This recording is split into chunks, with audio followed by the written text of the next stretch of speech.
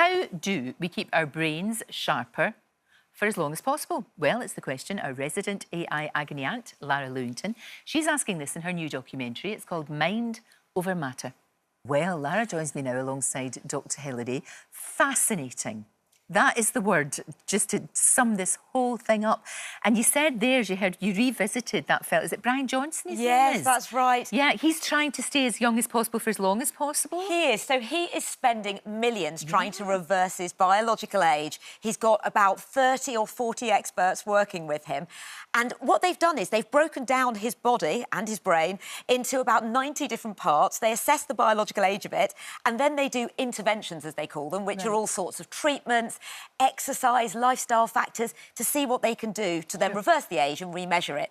Now, what he's doing is just one person's experiment. Of course. It's obviously pretty extreme, but if something is discovered that really works, well, there is scientific basis individually to a lot of the things he's doing, then maybe it could be tested on a larger group and it could actually make a difference for people. Yeah. But he has been pretty controversial, and so he's raised the odd eyebrow. He's not having a great deal of fun, if I'm honest. Well, you see, Or is he? I don't know. Most people say exactly what you've said, but having met him and seen the whites of his eyes are so sparkly, his posture's amazing. Right. He looks like he feels great. And Well, I that's just good wonder whether then. feeling that great makes it worth it, although he does fast 19 hours a day, which I just think is too much for anybody. I mean, I'd be so grumpy. It would be and I bet he's never had a curly whirly. And that's certainly one of the not in the joys last few years. of life. This here that looks like a bit of puff candy, it's your brain. You had your brain kind of scanned, didn't you? Yeah, It's amazing, Hilary, isn't it? One of the really interesting things that's going on in this space is the idea of doing fMRI scans to see what's going on inside people's brains to be able to assess how they're ageing. So I went to look at this and I had it done on me. So what they do is they look for shrinkage in the brain. So that's, as our brain ages, parts of it get smaller. Now, my brain was ageing pretty much as it should be. Apparently, the talking bit was doing well. Oh, what a surprise. It's a huge area. Yeah, I think for all of us, that's probably all right. But the other thing is it looks at the connections. So we've moved beyond just the shrinking to how the brain is actually functioning, and that's quite interesting. And there's now a company commercialising this idea where people can actually have it done for themselves. And although you could do it at any point of your life to find out how your brain is degrading, if you're actually facing serious cognitive decline and you're trying to treat it, you're trying to improve your lifestyle, then it can actually you can actually look at what's going on. So you can see the decline and they can predict the decline. So, you know, whilst there's no cure for dementia, you want to see how treatments are working to try and push it back. Well, this gives people a way of being able to quantify it potentially, but at the moment it's mainly a research project, although there is this company where you can do it yourself, but it's not fully in healthcare systems or anything. They also give you a 3D printed version of your brain if you do it. What a souvenir that is. Have that for your mantelpiece. We should all have one. What a souvenir that is. What's surprising is how big the brain is compared to the head. I mean, there's not much around it, is there? It's extraordinary, and we don't know enough about it, but we will do. Dr Hilary and Lara, we have to be more like squirrels. Why have we to be more like little squirrels? What's all that about? Well, don't they? yeah, I mean, the idea is that these squirrels, they're ground squirrels, they go into hibernation for 6 months of the year, and they enter this state called torpor, which is extreme hibernation.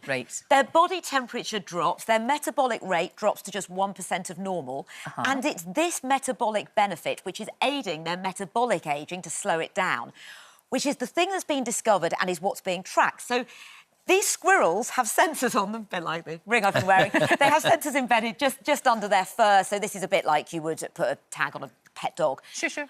And so that can assess their movement, their temperature, everything that's going on. And as they come out of this state of torpor, they're still being tracked.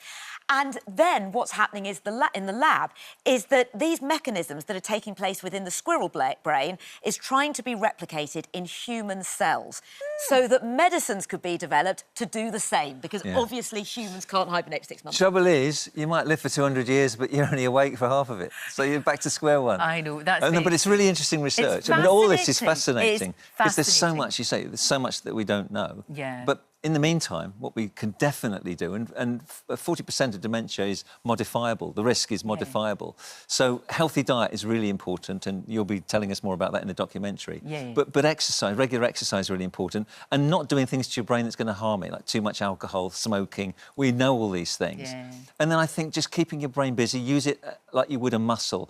keep it, all its functions being used, all the skills, the challenges, games, Sudoku, word games, number games, but social interaction with other human beings, so important. Because as we were talking about just now outside, it's social interaction is something we shouldn't take for granted. It's very complex. So we're constantly looking at people's signals they're giving, body language, the signals they're giving us. We're working it all out involuntarily, automatically.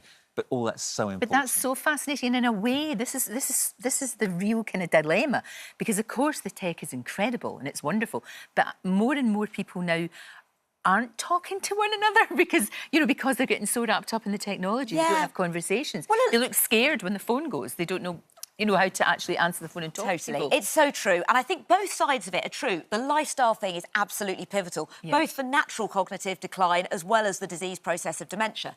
I think for both things, that is absolutely vital. But what a lot of this research is allowing us to do is be able to actually see what's going on in the brain, being able to quantify it. You understand the targets better when it comes to creating medicines, understanding their benefits, and us knowing a bit more about what's going on inside. Then we're starting to get the ability to do that. And I think that's where the technology is useful, as opposed to the taking us away from the important interactions. And of course, it's not just about longevity, living longer, it's about quality of life in those years that you've got, making the most of it. That's true. That is so true. It's increasing health span. Yeah, it's just, you don't want to be living, to your 152 and it's not good fun.